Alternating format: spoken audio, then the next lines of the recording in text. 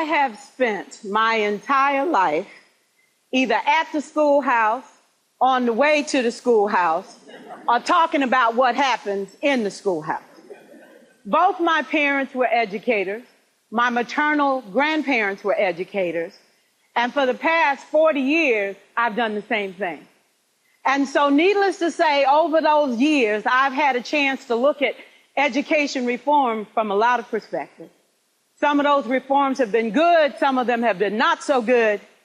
And we know why kids drop out. We know why kids don't learn. It's either poverty, low attendance, negative peer influences. We know why. But one of the things that we never discuss, or we rarely discuss, is the value and importance of human connection. Relationship. James Comer says that no significant learning can occur without a significant relationship. George Washington Carver says all learning is understanding relationships. Everyone in this room has been affected by a teacher or an adult. For years, I have watched people teach. I have looked at the best and I've looked at some of the worst. A colleague said to me one time, they don't pay me to like the kids. They pay me to teach a lesson. The kids should learn it. I should teach it. They should learn it. Case closed. Well, I said to her, you know, kids don't learn from people they don't like.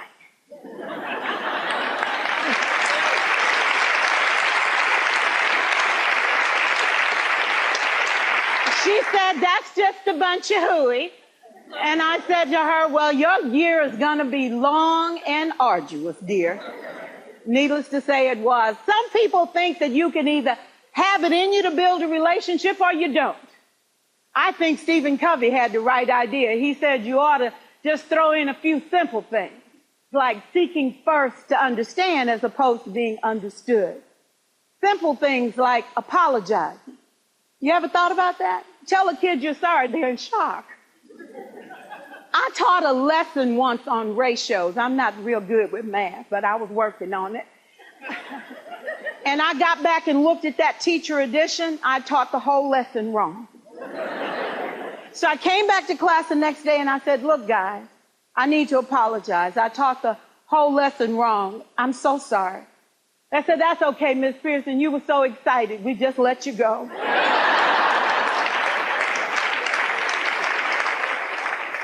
I have had classes that were so low, so academically deficient that I cried. I wondered, how am I going to take this group in 9 months from where they are to where they need to be? And it was difficult. It was awfully hard. How do I raise the self-esteem of a child and his academic achievement at the same time? One year I came up with a bright idea. I told all my students, you were chosen to be in my class because I am the best teacher and you are the best students. They put us all together so we could show everybody else how to do it. One of the students said, really? I said, really? We have to show the other classes how to do it. So when we walk down the hall, people will notice us. So you can't make noise. You just have to strut. And I gave him a saying to say, I am somebody. I was somebody when I came. I'll be a better somebody when I leave. I am powerful and I am strong. I deserve the education that I get here. I have things to do, people to impress, and places to go. And they said, yeah. You say it long enough, it starts to be a part of you. And so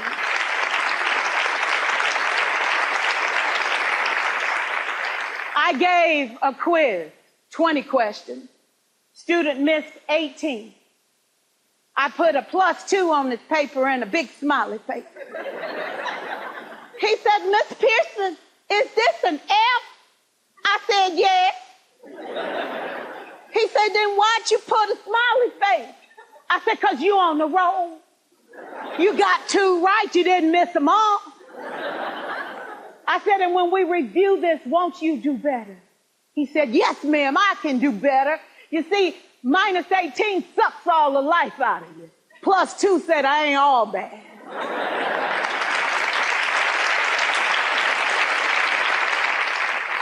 4 years, I watched my mother take the time at recess to review, go on home visits in the afternoon, buy combs and brushes and peanut butter and crackers to put in her desk drawer for kids that needed to eat, and a washcloth and some soap for the kids who didn't smell so good. See, it's hard to teach kids who stink.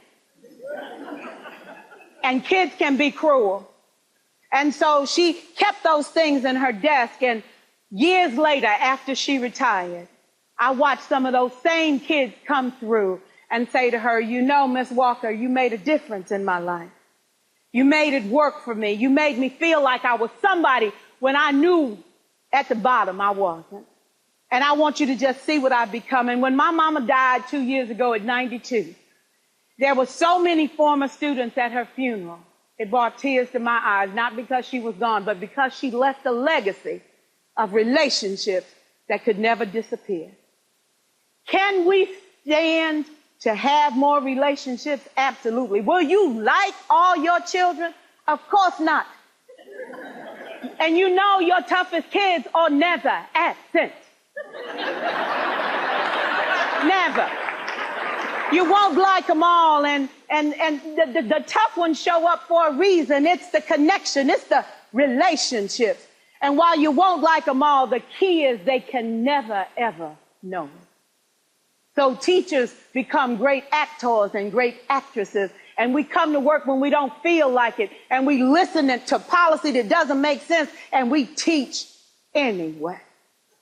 We teach anyway because that's what we do. Teaching and learning should bring joy. How powerful would our world be if we had kids who were not afraid to take risks, who were not afraid to think, and who had a champion? Every child deserves a champion, an adult who will never give up on them, who understands the power of connection and insists that they become the best that they can possibly be. Is this job tough? You betcha. Oh God, you betcha. But it is not impossible. We can do this. We're educators. We're born to make a difference. Thank you so much.